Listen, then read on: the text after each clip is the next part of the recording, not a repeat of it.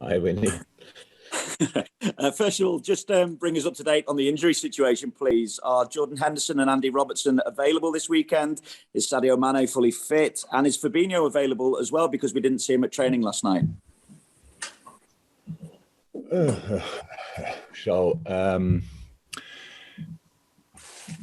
Endo and Robert didn't train with the team yet. They did their recovery stuff, rehab stuff, and didn't train with the team yet. It's pretty close. It will be a late decision about that. Sadio's good, and Fab came only back lately, and he did recovery, and so I hope he can train today. That's the plan. Didn't hear yet anything different, but in the end, we all have to wait until tomorrow. And the fact that Arsenal can go above you in the table, what does that say about the importance of this game in terms of top four, but also in terms of the title race as well? Yeah, it says a lot. It's just a title race. It's a bit early for that, but to stay up there, we all know we need to stay in front of Arsenal, to stay in and around the top of the league. You need results, and we didn't have enough good results in the last few weeks. That's why the situation is like it is. And yes, we lost at West Ham. But even if we would have drawn there, the situation would not be massively different. Obviously, with a win, yes, but with the draw, not. So that's it. We know that we have to perform. We know we have to fight, and that's pretty much the most important information. Probably, we have to fight because Arsenal is a really good football team, but we are at Anfield, and we have to show that, and we have to make clear that's a massive difference for all teams and for us as well. So, and that's why. I'm really looking forward to it. It's a while ago that we played here. Now we have 3 home games in a row, but I said a while ago, and can't wait to start. That's Alex from PLP, and that's Juliet from the BBC. Alex and Sue. Hi, Jürgen. How are you? Hi, Alex. I'm good, thank you. Good. After those disappointing results in the league, would you say it was a good time for the international break to come, to reset and go again? Nope. I hate international breaks. Absolutely, no. And it didn't help from an injury point of view. So let me say like this: if we would have played the week after, not again immediately again 3 days later, our players for sure would have had. All players who had no games would have had 2 days off. With their international, with the teams, with their national teams, they train pretty much through all this because the coaches want to have their own targets and own agenda, and they want to very often think that they have to do physical work with them as well. And no, I don't like it. And so it was not helpful. That was the question. I would have loved to play the weekend after. And Arsenal, bottom of the league at the start of the season, now just one place below you. What do you make of the way they've managed to totally transform their season? Oh, great. But I'm not surprised.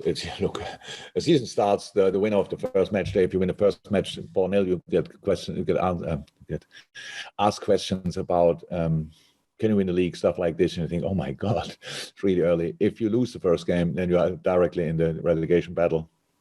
Obviously, with the quality of Arsenal, there was never a chance that they stay where they were at the beginning of the season. And so it was always clear they will come back. The way they came back is not normal because they are since then have an incredible run of results, and they are good.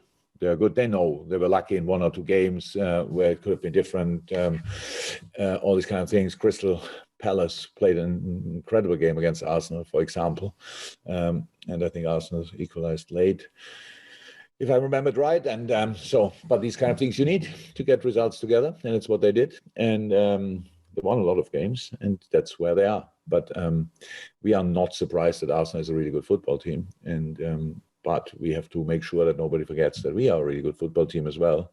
And we lost the last game, yes, that's true. But that is over long ago, if you want, 2 weeks ago. So now we have a chance to do better, and that's what we will try. Thanks, Alex. We'll go to Juliet from the BBC, and then we'll go to James from SourceSport. Hey, Jurgen. I'm not going to ask you about Stephen and Aston Villa, but something he said yesterday about you, saying that if you signed a lifetime contract right now, he'd be happy, obviously, for Liverpool and for you yourself.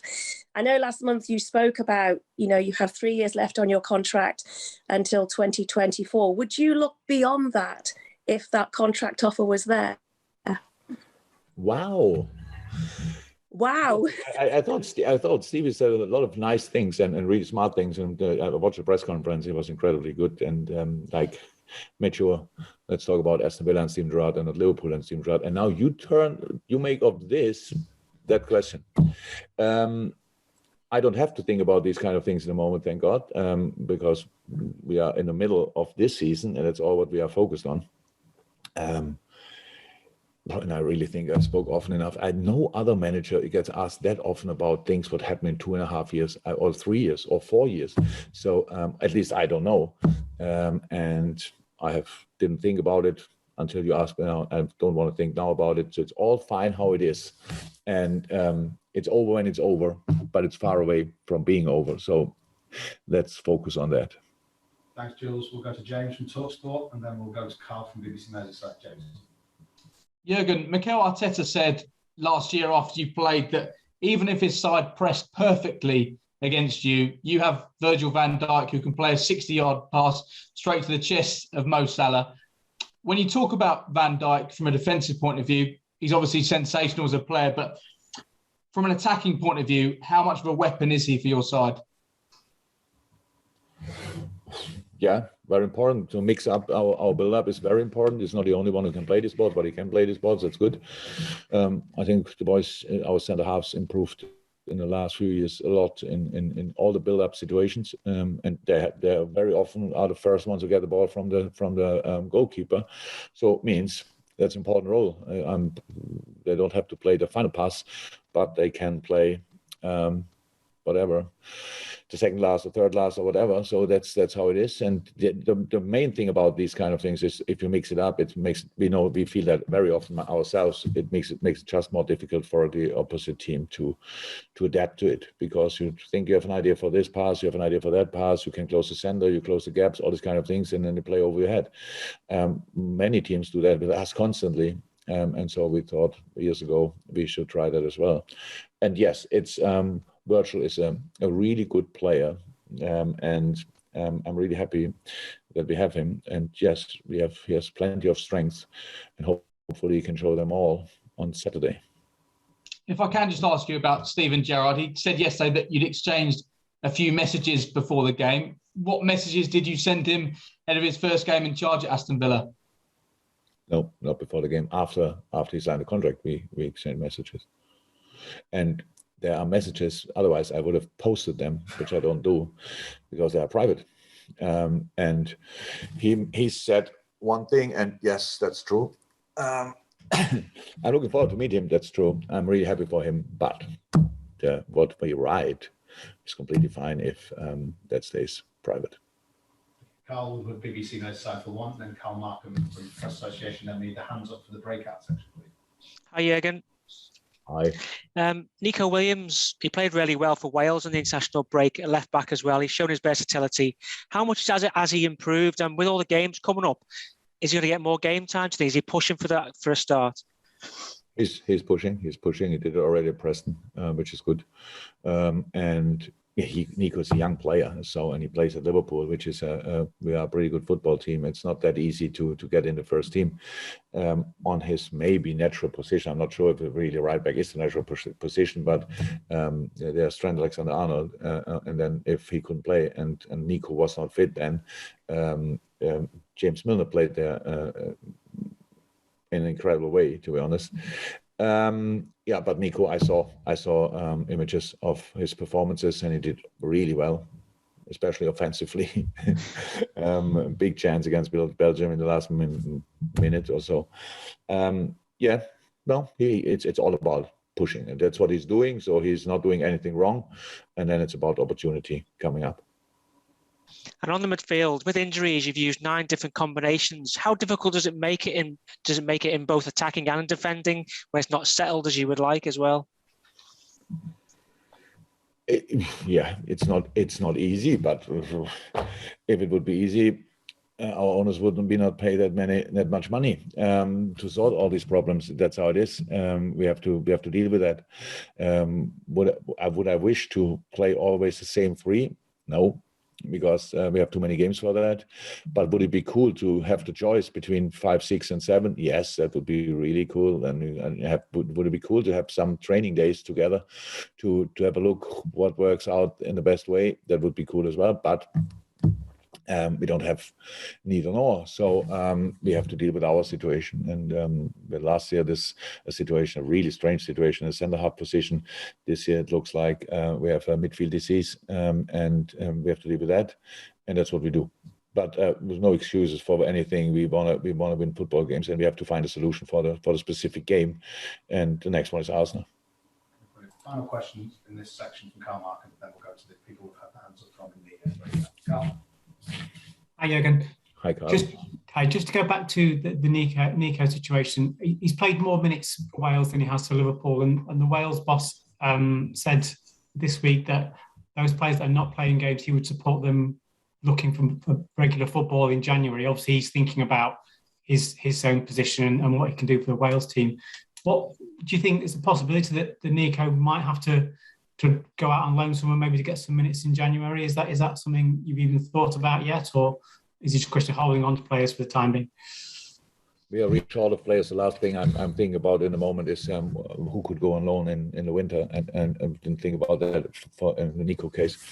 I can 100% understand that a colleague from Wales that he thinks it would make sense that they play, but they're nearly qualified, or they're in the what is it?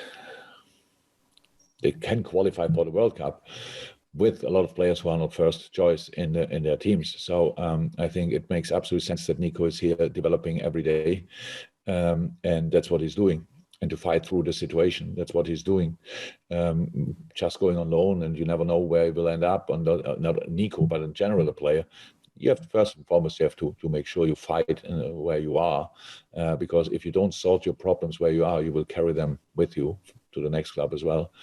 I said before, it's not easy to be a first lineup player constantly at Liverpool. We have a really strong squad, but Nico is developing, Nico is improving, and that's why Nico could play how he played again for Wales, not only against Belgium, but as well against Belgium. And that's it. Just quickly on the squad, we've spoken about Hendo, Sadio, and Robbo, but I'm just wondering, any of the longer term ones closer to being available for you? For the weekend, no. The closest are probably Millie and Naby. I think we explained already with Curtis, we have to, I would not say day by day, but probably week by week until anybody gives us the green light, or him the green light. Harvey is doing really well, but there's still some time in between now and the moment when he can start again for us. And Joe, yeah, doing well, but needs time. Bobby, doing well, needs time. I hope I didn't forget anybody. So, but yeah, that's it. Okay, brilliant. Thank you very much, guys. So we now go to the embargo section. For those of you who are filing and all that kind of jazz, if you could keep in mind everything from here on in, the 3 people we've got to take questions from, Chris, Dom and Dave, everything from here is for 10:30 p.m. tonight.